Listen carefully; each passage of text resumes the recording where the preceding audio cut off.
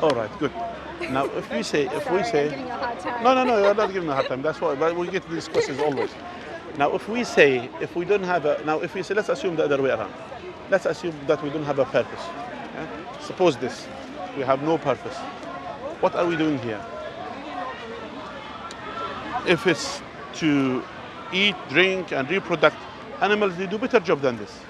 And if it's about the nature to produce some kind of a creature that has to do this, there are better creatures doing better job than our existence. Yeah. And actually, they will not cause the pollution and destruction of the earth.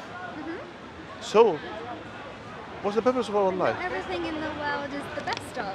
So if we go with Darwin's theory, we're surviving, but we may not be better than a spider at producing, or we may not be better than bees at maintaining the environment. But that doesn't mean we aren't as valid, and it doesn't mean that we should then have a purpose, in my mind.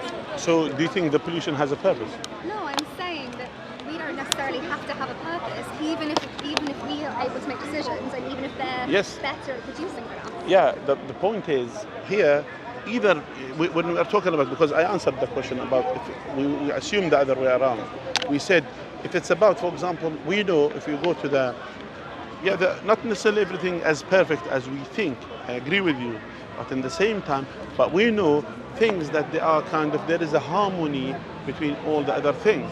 But when the human being interrupts into this harmony will be interrupted. It will change. That means we have an impact decision on certain things, and we have as well. We decide things that not just having impact on our species as own, and actually we have a mass destruction mechanism that we could destroy everything. Like if two people on Earth, they just decide today, you know what, let's start a war, we finish, all of us. Yeah? Two people, just only two people. I mean, for example, the President of Russia and the President of America, if they did that, then we're done, we finished. A couple of buttons. We did. So the point is, that, you see here, these things is not with other ones. So what made us to be like this? And what are we doing here? Now, before answering this question, going back to the beginning, when we say this universe came into existence, and this universe confirmed that it has a beginning. It's confirmed, it's a fact. So if it has a beginning, how it came into existence? It's either created itself by itself, which is a hypothesis, or it was there always, or it was created. One of these options. Which one do you think? Well, one we haven't thought of, but I think the first one. The first one. I'm so sorry, but I have to go. Created itself by itself. Do you know the first one? I'm so sorry. Do you know what means of this? Before you go this. Yeah. Do you know what means created itself by itself? Which means it has to pre-exist before existence. Okay. Like giving birth to yourself before you're born. You have to pre-exist before existence. It's total illogical thing to say. But maybe we don't have a full grasp of time, and time isn't linear, and it's all... No, time, anyway, no problem. SubhanAllah. May Allah Azza wa Jal guide them. Because you see, some people, they think we believe in science. Actually, they believe in science as a blind belief, but actually, the science doesn't say what they say. The science say there is a beginning for the universe, and the science as well say there are some facts in relation to it, but actually, we as Muslims, we take the scientific facts as evidence, no problem, to use them to say, those are scientific facts, but to use them about for our of understanding Islam, that's not necessarily always the case. But that's why we ask Allah to guide those people and to bring them to the right path. And at the same time, sometimes people when they have no answer, what they will do, they will say is the science. Actually, the science didn't say this. We ask Allah to guide us all. Jazakumullah khairan. Anyway, important discussion. Good. I don't know what's this. Who's his? Here you go. And that's the one, yeah. Thank you, sir. Turkish.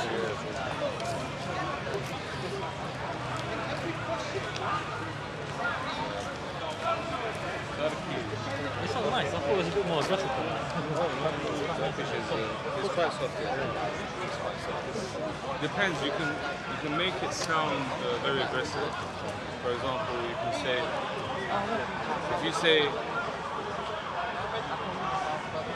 what are you doing? For example, let's say, what are you doing? I can say, What's up, bro? Or I can say, what you doing? Same with Turkish, I can say, nasılsın, iyi misin? Like straight. Or you can say, ne oluyor? It's the same thing. In Kurdish though, you'll be like, Tuchawani. I should know Kurdish as well. I know like, I would say 50%. Like Is it similar? No. It's more Farsi. Kurdish is Kurmanji, Farsi, Syriani. There's different dialects of Kurdish. Turkish is more. Kurdish is closer to French. Yeah. Yeah, and it's more rich. The language is more rich. Like one word can mean many different things, like Arabic. It's like a bit. I'm surprised it's more French because it's closer. Jack should have turned it. Jack should have get her to do her second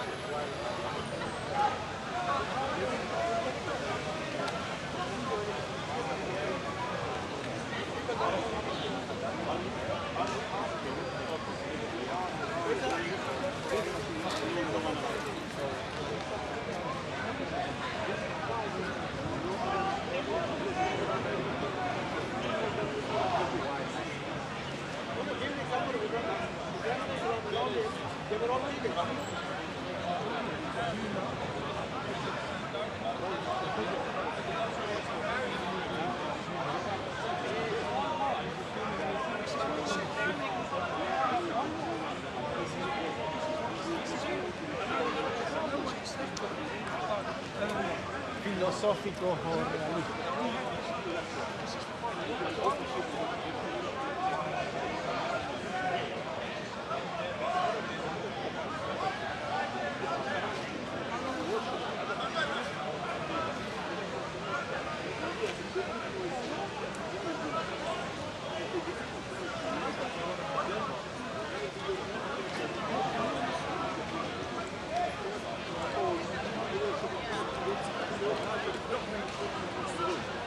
Very surprised, but I think she came in.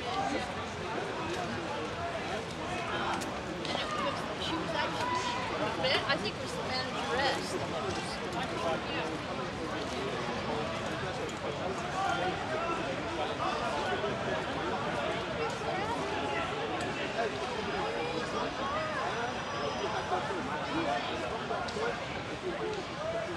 You literally get this entire thing like this.